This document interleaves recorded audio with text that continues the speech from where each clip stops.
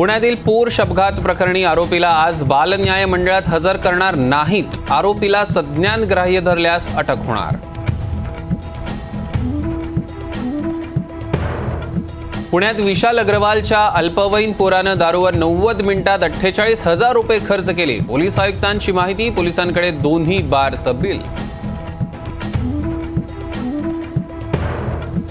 नोंदणीसाठी 1700 रुपये न भरणाऱ्या विशाल अग्रवालनं फॅन्सी नंबरसाठी 45,000 रुपये खर्च केल्याचं उघड. मार्चपासून नोंदणी न करता पोर्श रस्त्यावर.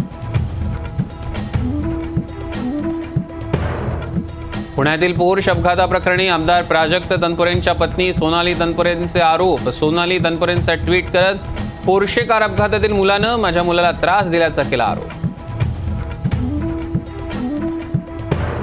लोकसभा निवडणुकीच्या मतमोजणीच्या दिवशी 4 जूनला ड्राय डे आदेशाला आव्हान देत इंडियन हॉटेल अँड रेस्टॉरंट असोसिएशनची मुंबई उच्च न्यायालयात धाव.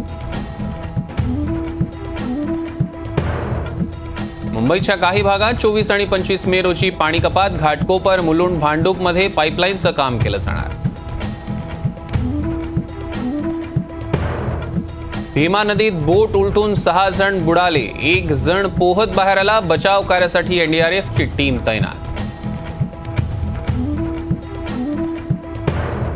घटनास्थळी सुप्रिया सुळे आणि रणजित सिंग निंबाळकर यांनी दिली भेट. शोधकामाचा घेतला आढावा.